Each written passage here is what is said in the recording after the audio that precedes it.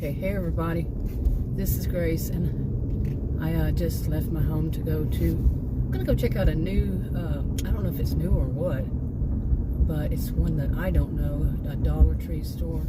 I want to get some composition books, and they sell them for, I don't know, I think everything is now, one of them is $1.50 now, so I don't know if it's every store, things are $1.50 or what. Like some stuff still has $1.25 little sticker on it, but I think they charge $1.50. Anyway, they had one of them. Anyway, I was leaving my neighborhood to get, on the road, and one of my neighbors, the one that's the terror, the holy terror, she's not really, it could just all be coincidence. Everything I've ever said about that neighbor, but no, I don't think so. But anyway, she was turning, she was coming from my right, okay, on the road, perpendicular to it. She was on that road, and I was just got to the end of that road I was on to turn, and I'm in the turning lane. How do you put it? My goodness. There's no turning lane. I'm there. It's the only lane on that whole road. Okay. So I'm not in anything where she should think that she has some right to do this, but she apparently does think that way. Okay, anyway, that was bad, wasn't it? Apparently she thinks that, and a lot of people around here do this. Like, see, I'm sitting right here, and say this is only one lane here, and they're coming from, you see over there where people driving from my, on my right, okay, and they're going to be turning. Well, like a lot of people, they will come all the way into my lane to turn, like as if, I don't get it. I mean, as if they think that they own both because they're turning. The lane that I'm in, that's the only lane there. I've seen this happen so many times that they'll cut, like, the shortest distance between 2 points is a straight line, but you don't almost hit somebody who is the one that's in the right. I am, okay, not her. You don't almost hit somebody because you have it in your mind that way, that you want to cut the corner. Instead of going into just your lane, you want to go into somebody else's lane. We're going the opposite direction, going perpendicular to you. Oh, this neighbor, I'm telling you, the stuff, I'm not saying that she was doing it because of me. I'm saying that she just doesn't care. I have actually seen her okay, not seen her, but experienced this. She was at a park. Okay, in our neighborhood has a park, and I didn't know she was there. I'm driving down the road, and she's parked there at the park on my right side, where she should be, on the right side of the road, parked. I'm just driving down the road, okay, going the right direction, and she opens up her door. I had to zoom, I had to, around her real fast, her door. And she looked at me. I'm telling you, this woman's a menace. She's 6 months older than I. And she actually told me whenever for some reason, she had told me about her birthday one day or something. And I said, oh, so you're 6 months older than I. And she looked at me, she goes, no, I'm not. There's no way. And I'm like, woman? She said it in a way, she said there's no way that she and I are the same age. And she was very insulting. And she says things that are so insulting. I don't have much to do with her, and when I do, I just want away from her. Really. We've been neighbors for most of the past, 25 or so years, and I just don't want to have anything to do with her. There's another one that I would never know her if I saw her in a store. Most of my neighbors are like that, and I would prefer it, that I didn't know this one, because the thing she does, she's the one that said this made a comment one time that she should have been able to hear what Adam and I were talking about in our house. What? And the whole situation around it. And plus, in our backyard, anywhere in our home. And that's the one that has that window that they open up and down, the blinds, and it looks like something is in it. And I'm not the only person who feels it this way. That looked like a,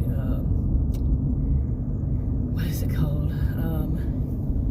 Something like a CCTV on our house, in their window, but pointed at my house. Okay, my front yard, my driveway. That's all that's there. Could be a telescope, right? I try to say none of this has anything to do with me. It's just that their weirdness. They're trying to sell their home, so hopefully they will sell their home. I don't think anybody's going to buy it, but yeah, they've been trying to sell it for I don't know how long. And it's one of those things you try to love your neighbor, as yourself, but when they do weird things like that, I really don't have anything against her. I've been out there one time. She was stuck outside, and it was real cold outside. And I drove up next to her. I said, "Are you okay?" And I was about to leave or something. I said, "Why?"